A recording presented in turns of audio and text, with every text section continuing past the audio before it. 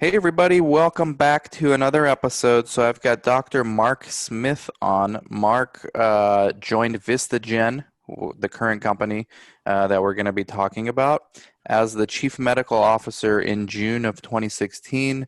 And Dr. Smith has more than 20 years of pharmaceutical industry experience in CNS drug development, which interestingly enough is where I got my start as well, and still in that space quite a bit. He's been a successful project leader in both the discovery and development, resulting in approximately 20 IND. So this is investigational new drug. Dr. Smith has directed clinical trials aimed at depression, bipolar, anxiety, schizophrenia, Alzheimer's, ADHD, phase 1 through phase 2B, has a vast knowledge and expertise in drug discovery and development, translational neuroscience, clinical trial design, and regulatory interactions. Prior to joining VistaGen, Dr. Smith served as the clinical lead for neuropsychiatry at Teva, where he was accountable for the strategy and clinical development of neuropsychiatric drugs through all phases of development with a focus on schizophrenia, sleep disorders, and agitation. Previously, Dr. Smith held a range of director positions, including Executive Director of Clinical Development at AstraZeneca, where he led the early development of several novel chemical entities targeting treatment-resistant depression, anxiety, and schizophrenia. Dr. Smith has also held positions as Senior Director of Experimental Medicine of Global Clinical Development and Innovation at Shire and served as Senior Investigator and Principal Research Scientist of CNS Disease at DuPont Pharmaceuticals. Prior to joining the pharmaceutical industry, he served as a Senior Staff Scientist of the Biological Psychiatry Branch and Senior Staff Fellow of the Clinical Neuroendocrinology Branch at the United States National Institute of Mental Health. Dr. Smith received his bachelor's degree and Master of Science from Yale, his Doctor of Medicine and Doctor of Philosophy in Physiology and Pharmacology from UC San Diego, and completed his residency in the Department of Psychiatry at Duke. So that's quite a bio there. I'm That not was sure about two anybody's minutes. still awake after all that, but yeah. It's yeah, so obviously you have like tons of experience when it comes to clinical development and CNS. As I was reading that bio, I actually worked with like all of those sponsors as well on studies at the site level. So it's always good to see because on this show we always talk about sites and CRAs, and Mhm. very rarely do we get the people from the sponsor side to come on and talk. Yeah, But can you give us like a maybe a brief background on like how you got started in clinical research to begin with? yeah, sure. Well, it actually started, 20, 25 years ago now, quite a while back. I was actually working at the National Institute of Mental Health on stress. I was trying to understand the pathophysiology, what happens, when our brain is on stress. I was working on peptides, including corticotropin releasing factor. In fact, my mentor, the late great Wiley Vale, was the guy who discovered corticotropin releasing factor at the Salk Institute. And then, we thought it was instrumental in regulating not only the endocrine aspects of stress, but also the behavioral aspects of stress. And so I wanted to make a drug that would block corticotropin releasing factor in the brain. And it turned out there was a company, DuPont Merck, DuPont Pharma, that had an interest in that as well. And so I left NIH to join that pharmaceutical company and trying to make a antagonist. And about $500 million later, we did make a drug that was eventually tested, but unfortunately, it didn't quite work. And the things that we discover in rats, unfortunately, don't always translate to human beings. But that's how I cut my teeth on drug development. So it was a great learning experience, and then I went on from there. But really got hooked on trying to make these molecules and see what they did, in human beings. Wow. Now I from your started out. bio, Mhm. Yeah, but I was going to ask you from your bio, it said 20 INDs. So from those 20, like, do you know roughly how many actually got went through the approval process and got approved? None, None unfortunately. from the 20. So that shows people like the amount of Yeah, work that goes into this stuff. I mean, 20, yeah. and zero. Yeah, they were all, very risky projects. Very, almost all were first-in-class molecules, and it does show you just how hard it is to make a drug. I think once we tried to put on a wall how many steps it took, to make a drug. I think it was like 930 steps or something. And any one of those that goes wrong, that's the end of the drug. So it's quite an endeavor. And people, sometimes rightly so, complain about how expensive drugs are. But for everyone that gets to market, many fail. So it's a long and expensive endeavor. Hmm. So what brought you to VistaGen? And just give us the background on what VistaGen Mhm. actually is. Yeah. So Vistagen is really my first foray into biotech. I'd always worked in fairly large pharmaceutical companies or mid-sized pharmaceutical companies, and but those companies over the years, have often lost interest in developing psychiatric medicines or drugs to affect the central nervous system. I mean, a lot of it was just what we've been talking about, 20 INDs, and not one brings in any money. So you can understand why the business guys would lose interest. And there's been some spectacular failures. We certainly had our share at AstraZeneca of drugs that looked promising early on, but didn't make it in phase 3. And so, but I was still, dedicated to central nervous system and psychiatric drugs, especially drugs that treat anxiety and depression. And so a lot of that work now is being carried on in smaller companies, biotech companies. And Vistagen had a promising drug candidate, AV101, which is a glycine antagonist prodrug, sort of like works on the NMDA glutamate system, but different than the recently approved S-ketamine, which Hmm. has a lot of side effects and causes hallucinations. So anyway, I joined that company, gosh, it was about 4 years ago now. And so we've been endeavoring to make novel medications for anxiety and depression. And so I went where the action is, which right now seems to be in smaller companies. It definitely is the case. We tell sites all the time, new sites, new physicians that are starting their own research clinics. Your best bet for your first studies, probably the biotech you haven't heard of. Like it's probably not going to be Mm-hmm. Pfizer, AstraZeneca. They already have their preferred sites. But go on clinicaltrials.gov and you'll find tons of companies out there doing Yep. pretty cool things.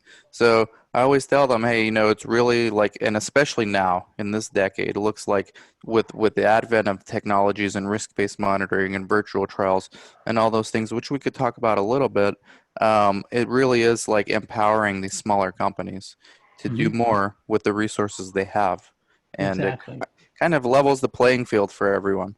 Yeah, exactly. And to be honest, we find it most efficient for us to deal with, smaller sites, smaller CROs, that more fit, our nimble, way of working. Yeah. Hey, maybe we need to talk because we do psychiatric sites studies all the time. So we're not working with you guys. Maybe we need to talk Yep. afterwards. Sure. But how closely are you involved, and not just with VistaGen, but throughout your career? How closely were you involved with the Clin Ops teams, meaning the CRAs, the lead CRAs, the project managers? Do you guys communicate on a daily basis, or how does that work from a sponsor level? Yeah. Well, in big pharma, yes, of course, we have our own, whole clinical operations team. They were all internal, to our company, and they were really the ones who worked at the interface with the sites and the external CROs. So, I mean, they were a partner. I mean, in some ways, they were really running the show, to be honest. I mean, as a psychiatrist or as an MD, I'm there to, ensure we get the right patients in, the right endpoints, but the day-to-day operations, they are the clinical operations people, the people who are, boots on the ground, and really make sure that the trial is, goes the way we want it to. And I found those people to be, absolutely essential. We couldn't do this without them, obviously. Yeah. Have you ever served as medical monitor for a study? I have not actually. I was, I had people reporting to me who did a lot of that work. I shouldn't say that. No, I take that back. I actually have been the medical monitor on at least a couple smaller phase 1 studies. So, yep, Okay. So yes. you have a good idea, like a pretty good solid grasp on the dynamics of running a study, or Mhm. maybe in your case, multiple studies at once. It was Yep. closer Yes. to reality. Yes. Um, what is VistaGen doing right now as far as studies? Do you like how has coronavirus impacted the studies? Are all your studies in startup mode, or are there actually patients enrolled in these studies right now? Yeah, that's a good question. We are in startup mode, and part of that's due to the coronavirus, which has shut down quite a few studies. Part of it's what we're doing. I mean, our lead drug, PH94B, is a drug that is targeting anxiety in patients with social anxiety disorder. And Okay. so right now, I can't really ask these patients to go out and get involved in social interactions. I mean, they're happy being at home, like the rest of Especially us. when we're socially distancing. I mean, they're like best Exactly. suited for staying home in this kind of pandemic. Exactly. So it's kind of bad timing right now to conduct a study like that. Although there probably are ways of doing it, and we'll talk about that in a second. But um, unfortunately, COVID-19 has really slowed down a lot of drug development, and from the actual conduct of the clinical trials to, even procuring things, making sure you have enough bottles. Everybody's manufacturing, everything is slowed down. So hopefully by the end of the year, we'll have a vaccine in sight and be able to get going again. Yeah, but you know what? I've been in this industry since 2005 full time, and I've never seen a situation where so many studies are in startup mode, so the industry's busy with so much uncertainty. The industry is extremely busy. There's new feasibility surveys almost every week for our sites. Mm-hmm. And it seems like these studies that were put on hold are all getting started again, whether or not this pandemic ends. So, things like virtual trials. I mean, we had monitor visits the other day at our office. They're coming in. I went out to a site. There's a monitoring visit going on. So it's kind of business as usual in a new norm, and it's busy as ever. I mean, Yeah. the end, like 2019 was a record year for the amount of studies in research. 2020 was on pace to be bigger, Mm-hmm. and I think it still might be even with the coronavirus, especially if you count all the COVID studies that are out there. Well, Crazy. exactly. And so you're right. A lot of sites are opening up. Maybe they're not running at 100%, but they are trying to do some studies. So we have this drug PH94B. It's a neurosteroid, and but you don't take it orally. You actually give it intranasally. So patients will have a little spray bottle, and this drug works within 15 minutes, we believe, to relieve anxiety. So let's say you have social anxiety, you're, at work and you have to go to an important meeting, um, and you're getting anxious about it. So patients can, take this intranasal spray before they go into that meeting. And then within 10, 15 minutes, they feel less stressed by these social interactions. So we're going to test this in social anxiety disorder, but we're also want to test it in adjustment disorder. Adjustment disorder is, when people feel under stress and their stress response is exaggerated or they're not functioning up to par. And that can be in response, that's not so much like a real trauma like PTSD, but more, in response to, setbacks with their spouse or at work, any kind of stressor like that that Mm. gives an exaggerated response, including COVID-19. So we're actually Wow. beginning a study in New York City before year's end to test our drug PH94B to see if it, helps in people who are, very stressed out, by this whole pandemic situation, either economically or who knows, maybe even some of the healthcare workers who are stressed to the limits here. That's interesting. Yeah, because the last crisis I remember in this industry was 2008 financial crisis, and we had an uptick in the studies for MDD. And but interestingly enough, most of those studies excluded people who were just recently having symptoms due to the Mm-hmm. financial crisis. So Mm-hmm. in your case, it seems like you are including these people who are Exactly. experiencing trauma from the stress of, like we're Exactly. all dealing with, but some people react differently to it, Yeah. and it's called An adjustment adjustment disorder. disorder with anxiety. So, when people get stretched to the limit, they're not sleeping, they're not functioning, or, they're just always on edge and irritable, because of this pandemic. Yeah, we're actually seeking out those kind of individuals to see if our drug Mm, would work. So that's one study we're doing, and we think we'll be able to carry that out even before there is a vaccine.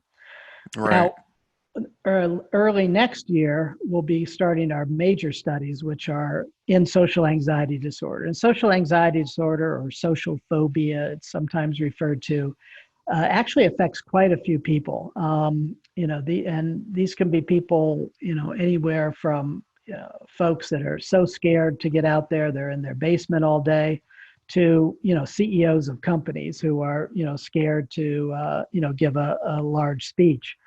And we had this drug PH94B, which again is given intranasally prior to a social stressor.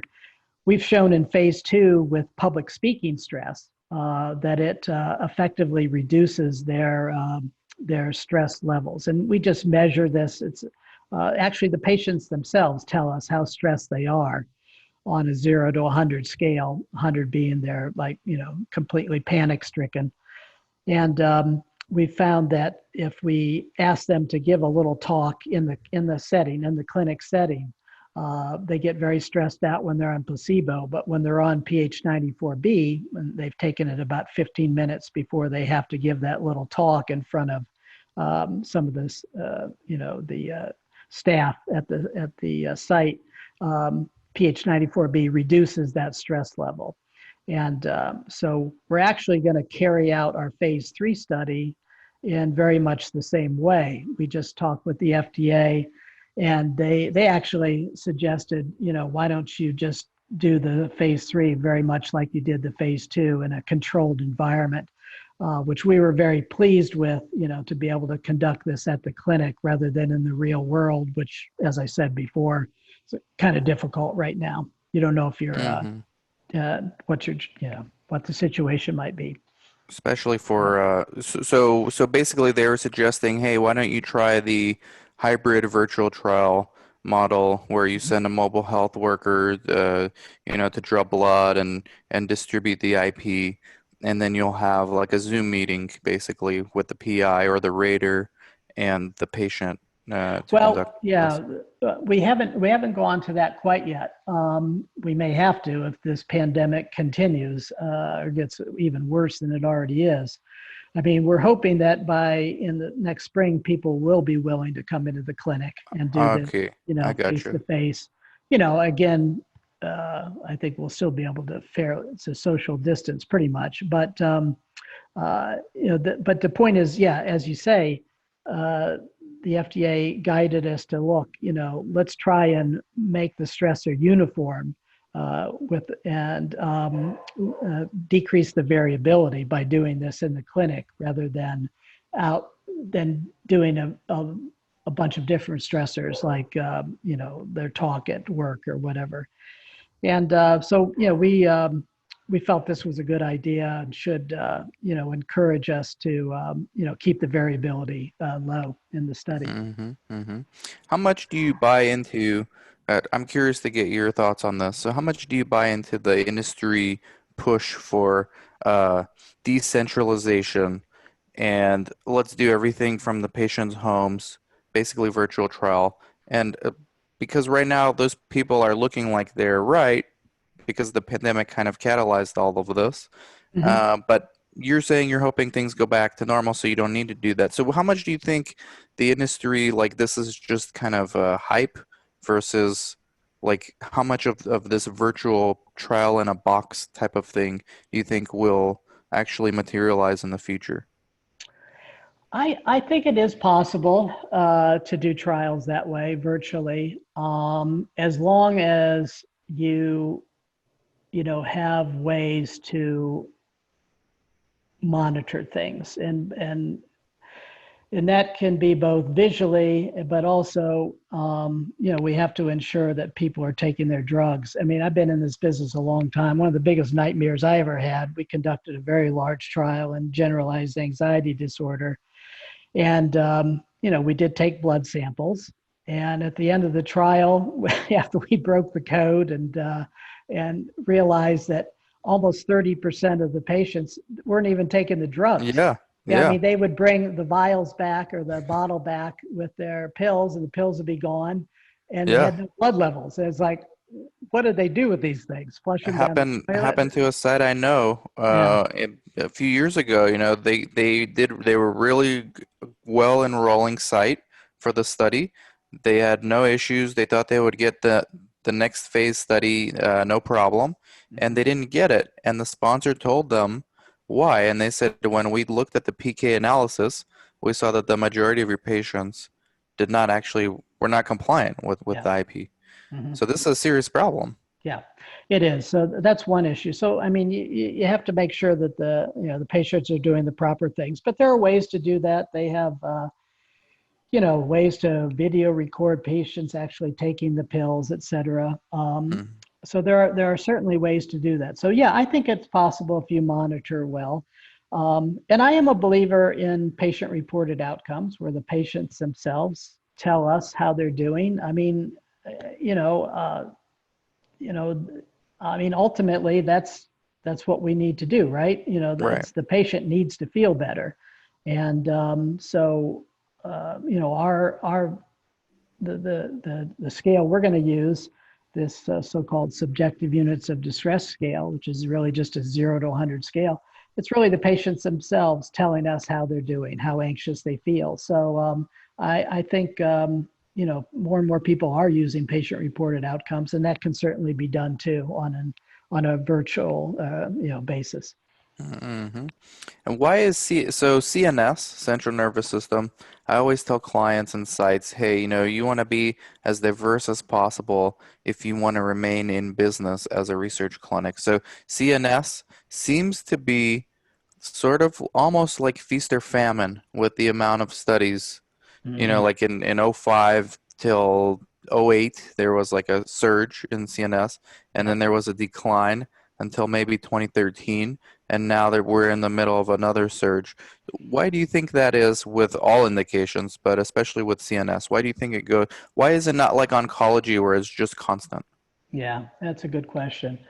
Well, I mean, I lived through part of this. And as I said in the beginning, part of this is due to the fact that there were some spectacular failures back then. And, we had our share at AstraZeneca.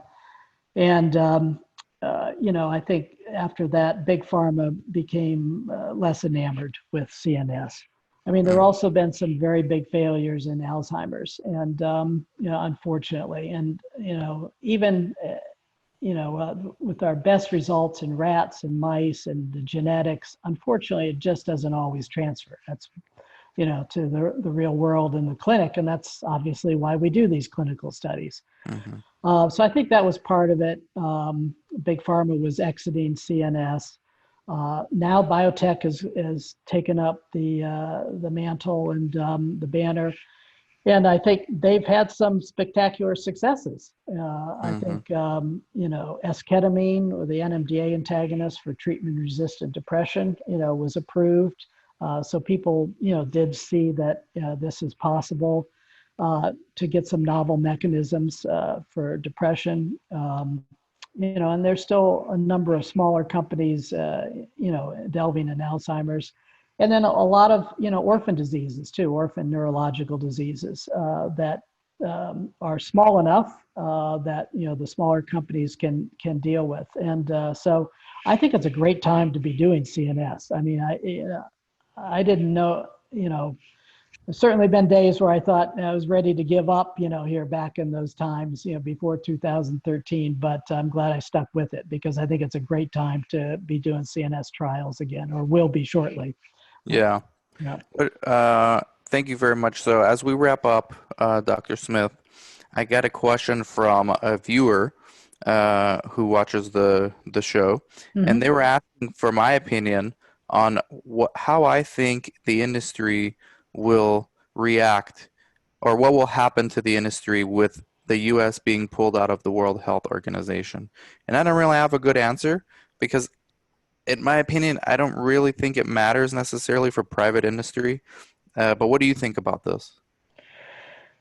Well, I don't want to get wrapped up in politics Yeah, here, not too political, but just what do you think about this? but I mean, let's face it. I mean, we are, whether we like it or not, we are a part of the global, world here, and this pandemic has really shown that that's the case. I mean, what are we going to do? Close our borders forever? Right. And actually, other borders are closed to us now. So Exactly. I think it's very important that we do work together with other countries. I hate to say it, but I don't think this is going to be the last, pandemic in our lifetime. And Mm. I think it's best to you're better off working with other countries to head these things off early. Yeah. So I think it is important that we work together with our partners overseas. Yeah. Do you think it affects industry though, like in any way? Or should we expect 2021 to be another record year for research studies? I don't know. I, I hope not. Um, you know, I think, to be honest, though, I think pharmaceutical companies, especially U.S. pharmaceutical companies, do have an obligation, though, to make some drugs available at a discounted price to, poorer countries. I remember, I'm old enough to remember when we started making the drugs for HIV and AIDS, and we had a big discussion, whether to discount these prices or make them free, Mm. to Africa. And I think that is part of the obligation of pharmaceutical companies, that especially with infectious diseases that Hmm.